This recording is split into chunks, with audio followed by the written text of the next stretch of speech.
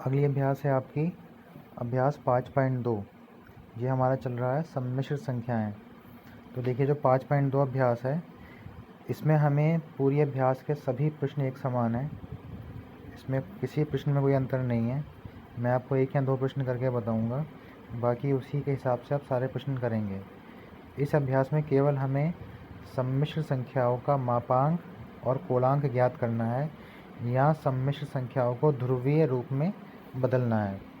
तो देखिए मापांक और कोणांक ज्ञात करना और ध्रुवीय रूप में बदलना ये लगभग एक ही जैसा है, क्योंकि जब आप किसी सम्मिश्र संख्याओं को ध्रुवीय रूप में बदलते हैं तो मापांक और कोणांक ही ज्ञात किए जाते हैं। तो अगर आपसे कोई ध्रुवीय रूप पूछ रहा है तो पहले आपको उसका मापांक और कोणांक ज्ञात करना पड़ेगा। उसके बाद एक स्टेप आगे बढ़ के आप उसका ध्रुवीय रूप भी ज्ञात कर सकते हैं। तो देखिए कैसे करते हैं ये। आपको अपना फ़ोन थोड़ा रोटेट करना पड़ेगा। मान लिया हमारे पास कोई सम्मिश्र संख्या a प्लस आई बी है। तो किसी भी सम्मिश्र संख्या के ध्रुवीय रूप का जो सामान्य व्यापक रूप है वो होता है r cos theta plus i sin theta. ठीक है, यानी कोई भी अगर हमारे पास सम्मिश्र संख्या दे रखी है a प्लस आई बी,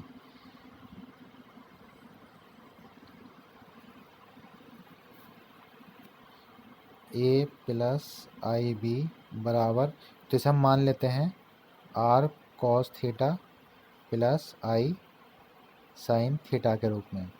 ठीक, अब हमें क्या करना है, सभी के स्टेप एक समान हैं।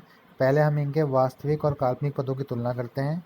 तो इसमें वास्तविक पद है a और इसका वास्तविक पद है r cos थीटा। जो i से मुक्त होता है वो वास्तविक पद होता है। और काल्पनिक पद क्या हो जाएंगे, b बराबर r sin थीटा। ये समीकरण नंबर 1 और समीकरण नंबर 2। ये काम आपको सभी में करना है। अब आपको क्या करना है, एक बार आपको दोनों समीकरणों को वर्ग करके जोड़ना है। जब आप दोनों समीकरणों को वर्ग करके जोड़ेंगे तो ये हो जाएगा a स्क्वायर बराबर आर स्क्वायर, a स्क्वायर बराबर r square cos square theta और b स्क्वायर बराबर r square sine square theta. जब इन्हें आप वर्ग करने के बाद जोड़ेंगे तो ये आर स्क्वायर कॉमन आ जाएगा और अंदर आ जाएगा sign square theta plus cos square theta. अभी हम सवाल में देखेंगे तो ये 1 हो जाएगा। इससे हमें आर का मान मिल जाएगा। ठीक है, तो पहला काम हमें ये करना है, हमें वास्तविक और काल्पनिक पदों की तुलना करने के बाद जो दो समीकरण प्राप्त होते हैं इन्हें हमें वर्ग करके जोड़ना है। वर्ग करके जोड़ने के बाद जो आपका आर का मान निकल के आएगा इसे हम मापांक बोलते हैं। क्या बोलते हैं, मापांक। और अगली बार काम आपको ये करना है, आपको समीकरण नंबर 2 में समीकरण नंबर 1 का भाग देना है। जब आप समीकरण नंबर 2 में समीकरण नंबर 1 का भाग देंगे तो आपको tan थीटा की वैल्यू प्राप्त होगी और इससे आप थीटा की वैल्यू ज्ञात कर लेंगे। जो थीटा की वैल्यू आएगी ये आपका कोणांक होता है। तो बात समझ में आ गई, r मापांक होता है और थीटा कोणांक होता है। r का मान ज्ञात करना मापांक हो गया, थीटा का मान ज्ञात करना कोणांक हो गया। और यदि अगर हमसे वो ध्रुवीय रूप में बदलने को कह रहा है तो हम क्या करते हैं, जो यहाँ से हमने r और थीटा का मान ज्ञात करे हैं ये मान वापस हम इस समीकरण में रख देंगे। तो ये आ जाएगा आपका ध्रुवीय रूप में परिवर्तित करना। अब हम देखते हैं सवाल इसके कि सवाल किस प्रकार है। देखिए जैसे प्रश्न है z बराबर माइनस अंडर रूट 3 प्लस आई। इसका हमें मापांक और कोणांक निकालना है, मतलब r का मान निकालना है और थीटा का मान ज्ञात करना है। तो ये प्रश्न है हमारे पास z बराबर माइनस अंडर रूट 3 प्लस आई। तो हम वही करेंगे, माइनस अंडर रूट 3 प्लस आई बराबर हम मान लेंगे r cos थीटा प्लस आई साइन थीटा। अब हम क्या करेंगे, वास्तविक पद और काल्पनिक पदों की तुलना करेंगे।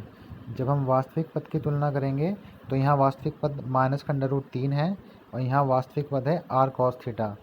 तो माइनस का अंडर रूट 3 बराबर आ जाएगा r cos थीटा के।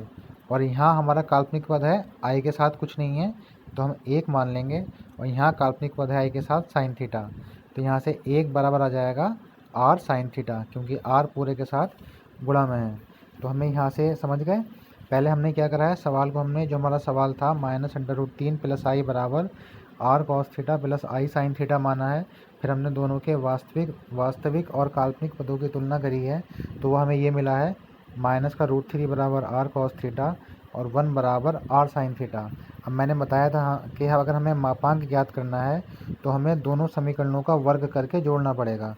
तो जब हम पहले समीकरण का वर्ग करेंगे तो माइनस का प्लस हो जाएगा और √3 का 3 हो जाएगा और बराबर r² cos² थीटा हो जाएगा। और इधर हम 1 का वर्ग 1 हो जाएगा और ये r² sin² थीटा हो जाएगा। दोनों का वर्ग हो गया है। अब हम इन दोनों समीकरणों को जोड़ेंगे तो 3 + 1 हो जाएगा और ये r² cos² theta r² sin² theta हो जाएगा। यहाँ से हमारा 3 और 1 4 हो गया। r हमने कॉमन ले लिया r², तो अंदर बचेगा r² sin² थीटा। अब हम जानते हैं कि sin² प्लस cos² थीटा बराबर 1 के होता है, तो ये वैल्यू हमारी 1 हो जाएगी। तो यहाँ बचेगा 4 बराबर r²। जब 4 बराबर r² होगा तो 4 बराबर हो जाएगा √4, r बराबर हो जाएगा √4 और 4 का वर्गमूल होता है 2, तो r का मान आ जाएगा 2। अब देखिए, जो हमारे वर्गमूल में मान आते हैं ये मान प्लस माइनस में आते हैं, लेकिन यहाँ हमने केवल इसका प्लस मान लिया है, क्योंकि मापांक सदैव प्लस में ही होगा, मापांक का मान माइनस में नहीं होता है। इसलिए यहाँ हमने केवल इसका 2 मान लिया है, तो r का मान हमारे पास 2 आ गया है। तो ये हमें मिल गया है समीकरण का मापांक। अब हमें निकालना है कोणांक। तो कोणांक निकालने के लिए मैंने बताया था समीकरण नंबर 2 को समीकरण नंबर 1 में हम भाग दे देते हैं। ये है आपकी समीकरण नंबर 2 और ये है आपकी समीकरण नंबर 1। तो आप समीकरण नंबर 2 में समीकरण नंबर 1 का भाग देंगे। तो समीकरण नंबर 2 है r sin थीटा और बटे में r cos थीटा बराबर, यहाँ आपका जाएगा 1 बटे माइनस का √3। तो r से आपका r कैंसिल हो जाएगा, ये बन जाएगा tan थीटा बराबर माइनस का 1 बटे √3। तो देखिए, हमें पता है 1 बटे √3 tan में मान होता है, 1 मिनट,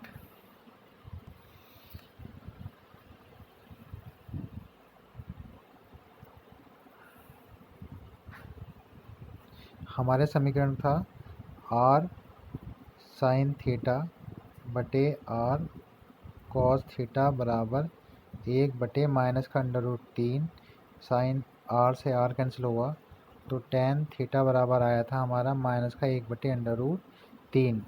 हम जानते हैं कि tan में जो 1 बटा √3 मान होता है, ये tan π/6 का मान होता है, ठीक है। लेकिन tan π/6 का मान केवल 1 बटे √3 होता है।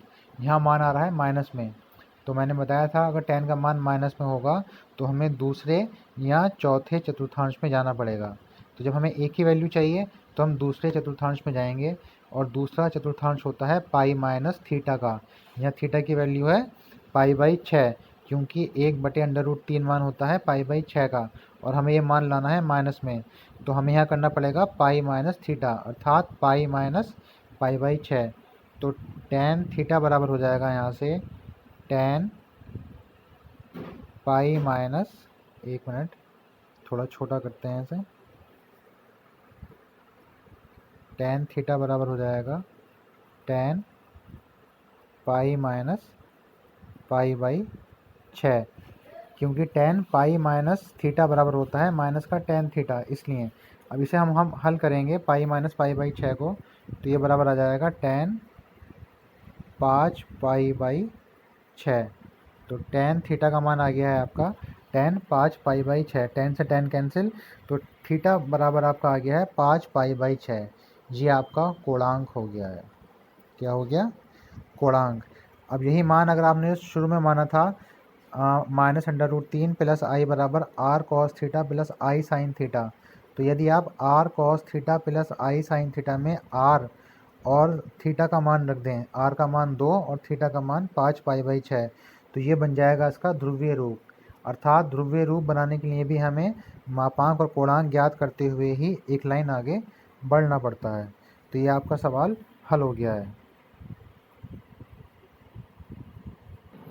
अब देखिए, एक इसका प्रश्न और मैं देख रहा हूँ, प्रश्न नंबर 4। ये है -1 प्लस आई।